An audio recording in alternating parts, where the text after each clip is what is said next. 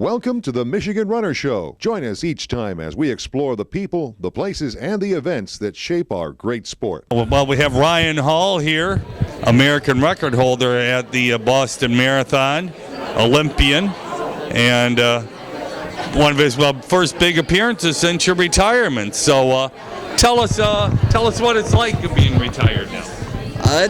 It hasn't felt too much different, to be honest. I've been helping Sarah prepare for her upcoming races. She's running the London Marathon next week. So, we drop the kids off in the morning at school and then I go to her training sessions.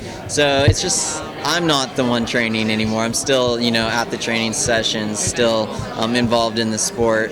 But I guess it is a little different in the fact that I'm not walking around tired all the time from training. It's nice to have a little bit more energy. Well, you'll have to probably give a few calls to Jared Goucher's husband every now and then. Because he does kind of the same thing. Yeah, we share a similar road, I think. Yeah. Well, you got the 4 kids. What's it like having 4 kids around the house? Oh, it's so much fun to have our girls at home. Our house just feels full of life, full of energy. We've not danced this much and laughed this much and had this much fun for years, since we were kids. I think that's the fun thing about having kids is you get to experience childhood again and through them, obviously. But it's been really fun. I just started coaching our middle schoolers track team, the distance crew on the track team. So that's really fun. The kids are just so hungry and receptive and working hard, and it's been fun. Having the kids is, obviously something different that they went there during your professional career. But is there something else that now you're not, investing all that time and energy in running? Is there something you've been able to do that maybe you weren't able to do during your work career? Yeah, I definitely have a lot more energy now for other things, whereas when you're training super hard, it's like you gotta be taking your naps and you gotta be off your legs, and now I'm jumping on the trampoline with my kids and running around playing soccer with them or whatever, and you just don't worry about the little things. So that's nice to be able to relax on that stuff. But they were not the reason why I retired. I was actually the opposite. And my 9-year-old daughter, she's always on me. She's like, "Dad, you gotta start running again. We want to see you run fast." And that's the only thing that makes me want to start running again. But I tried everything I could try over the last 4 years to get my body back to where it should be, and nothing was working. It was all just leading back to kind of this extreme fatigue. So it was the right decision, but I am sad that my girls never got to see me really fly. That would have been fun. Have you put on, a video of maybe London or Boston and showed them? Yeah, we've showed them a couple videos.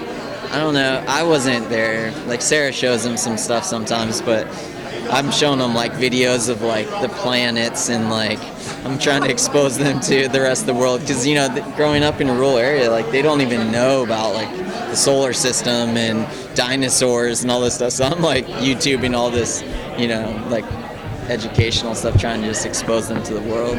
So you've been helping coach Sarah. Do you coordinate with Steve Magnus on that, or is that just you? How's that relationship been? So I kind of took over for the trials in London. We've kept Steve in the loop, and we'll send him emails, let her know how she's doing, stuff like that. And then once she's through London and then starting to train for track, Steve will be back in charge and designing her program stuff. Because I know the marathon, I feel really, really well, inside and out. Whereas the track stuff, I know it well, but I don't know it as well as Steve does. So I defer to the expert on that. But it's been fun for me to help Sarah get ready for the last couple marathons. Is there anything you tweaked for this one versus the trials or Chicago or LA last year? Yeah, not a lot actually. The trainings look pretty similar, because I feel at the trials we just didn't get a good read of where she was at. It was such a warm day, and she cramped up and she didn't have a great day that day. So we kind of just want to keep things the same and then retest, see where we're at in London, and then move from there and make adjustments. But we didn't feel like we needed to adjust anything because her training had gone so well. She was in really great shape. Just missed the day. What are you expecting from her on Sunday? I'm not sure what kind of. I mean, based on her tempo runs, like I just base it off of like for me, 15-mile tempo was like the standard, and so whatever I could run for 15-mile tempo, I could usually run for an entire marathon. So I mean, based on her 15-mile tempo, she should be able to run way faster than she's ever run before. And her best is 2:31 at Chicago.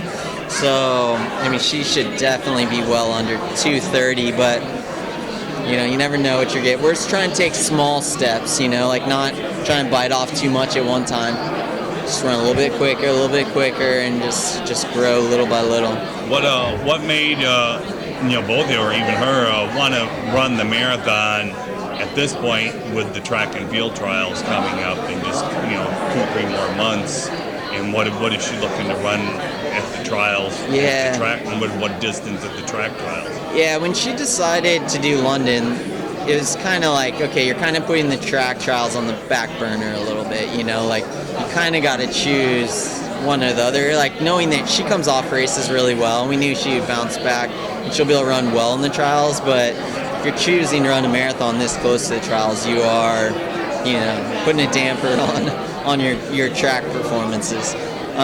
But with that said, she comes out of these marathons really well. Her heart was just in the marathon still, and she was so excited for the trials, and having it go as poorly as it did, she really just carried that enthusiasm on. It was like, I got to find out what kind of shape I'm in. So she chose to do London, and then she'll still do the track, but just looking at it as like pressure-free, She has nothing to lose, everything to gain. Just have fun with it, see what happens, but not carry on this burden of like, oh, I have to be in the top 3, or just kind of more looking at it as like a fun experience rather than performance. What distance does she want to run at the trial? That's the thing, we don't even know. So we're 1,500, 5,000, 10,000. Probably either the 5K, the 10K, or the steeple. Oh, okay. Yeah, she's really good at the 3K distance. Is she qualified in the steeple? I'm trying to think if she has A standard or not. I don't think so. So yeah, we're just going to experiment after London, stick her in a bunch of different races, each distance, see which one she clicks with the best, and then go from there. Oh, okay. Yeah. Well, super. Well, it's and one last question, because I'm doing this too. What's it like at the middle school, since you're an Olympian, and what are the kids like with you? It's an interesting experience. So tell us a little bit about it. Yeah, it's been fun. I mean, the kids at the middle school level, they don't really have that big of a grid of running, So the first day of practice, I was just like, well, I'm going to tell you guys a little bit about me, just so you know who I am, what I've done and stuff. So I told them some of my times and stuff, and they were like, you could see some of them, like, who have run a mile before, like, could kind of understand a little bit, but a lot of them just like, I don't know, 59 minutes for half marathon, that sounds good, but whatever, Good. Which is fun. It's refreshing to be around kids who just value you for you and not so much, like, based on what you've done, But at the same time, if you don't say I went to the Olympics twice, like, that kind of wakes them up and be like, oh, maybe I should really listen to what he's saying. Maybe he knows what he's doing. So, yeah. Well, good. Well, hey, you had a great career, and it's great you're coming back and giving back to the sport. Yeah, I love the sport. I love Boston Marathon, so it's just good for me to be here. Great to see you, man. Yeah, thanks. Awesome.